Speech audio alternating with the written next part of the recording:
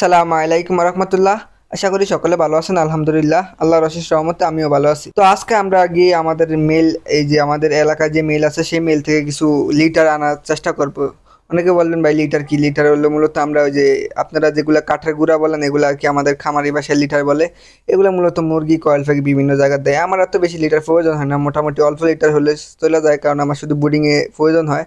এছাড়া আর এত বেশি লিটার প্রয়োজন হয় না, অল্প বুঝিতেই কাম হয়ে যায়। তো আমার ফুফাতো ভাইয়ের একটু বেশি লিটার প্রয়োজন হয়, সে আর কি মূলত এই লিটারে সবগুলো কয়েল পাখি লালন পালন করে ফাইমে, তো তার আর কি বেশি লিটার প্রয়োজন হয়। তো তারপরে আমরা চলে আসলাম এখন মেইলে। মেইলে তারা দেখতেছে এখানে কাজ করতেছে, কাজ করা শেষ হলে আমরা তাদের সাথে কথা বলবো। তো এখন আমরা তাদের সাথে কথা বলছি, তাদেরকে জিজ্ঞেস করছি আগে বসি আছে কিনা। তারা বলছে আছে বসি অল্প আর কি, আর আমরা এদিক দিয়ে কাজ করতে করতে তোমরা এগুলা ভরে ফেলো। তো আমরা এদিকে কাজ করতেছি, কাজ করতে করতে বসি আরো হয়ে যাবে, তারপরে তোমরা ভরে নিয়ে যাই। তো এখন আমরা জিজ্ঞেস করলাম দাম কত, কারণ আমাদের এদিকেও মেল আছে ওদিকে আছে, আমাদের চারিদিকে আর কি মূলত মেল আছে। আমাদের এদিক দিয়েও মেল আছে, ওদিক দিয়েও মেল আছে। এখান দিয়ে এদিক দিয়ে হলো চান্দার দিক দিয়ে হলো মদিনা মার্কেটের এদিক দিয়ে দুইটা আছে, আর এদিক দিয়ে হলো জব্বরডালি এদিক দিয়ে আছে দুইটা। আজকে আসছি হরিনাথ জব্বরডালির দোকানে এদিক দিয়ে আর কি মূলত, সেখান থেকে আর কি মূলত আমরা বুসিগুলো নিয়ে যাবো।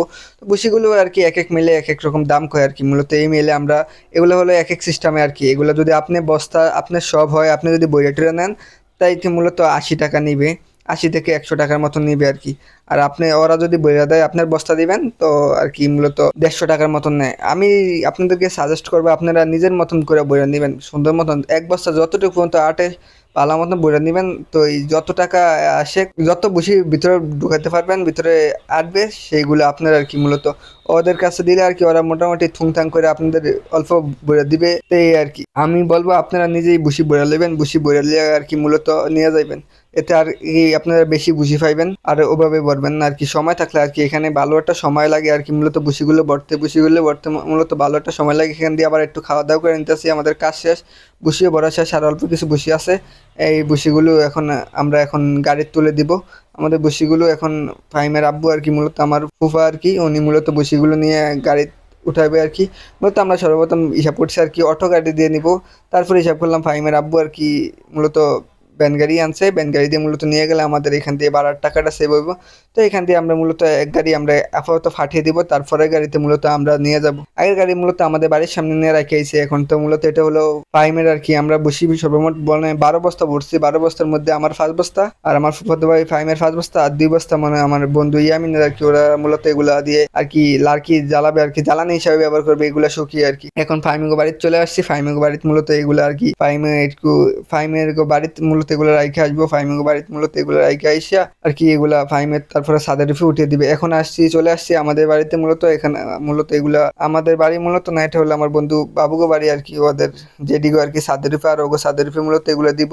তো ইতিমধ্যে একটা বস্তা আর কি খুলে গেছে গাড়ি থেকে নামানোর সময়, সেই বসিগুলো আমরা নিয়ে আসছি, কারণ এগুলো টাকা দিয়ে কিনে আনছি, এগুলো তো ফালিয়ে দিলে লাভ নেই। এগুলো এই জন্য মূলত আমরা নিয়ে গেছি, কারণ এগুলো রাস্তা থাকলে আর কি গাড়ি বাতাসের কারণে আবার মানুষের নাকে মুখে দিয়ে ঢুকবে আর কি, এই কারণে সমস্যা হবে। এই কারণে মূলত এগুলো আমরা উঠিয়ে নিয়ে আসছি। এখন আর কি লাস্ট একটা বস্তা আছে, তো এগুলো নিতে মোটামুটি ভালো একটা কষ্ট আছে, কারণ একটা বস্তা ৫০ থেকে ৬০ কেজি। মূলত এই বস্তাগুলো নিয়ে উঠতে আর কি একটু অসুবিধা আছে।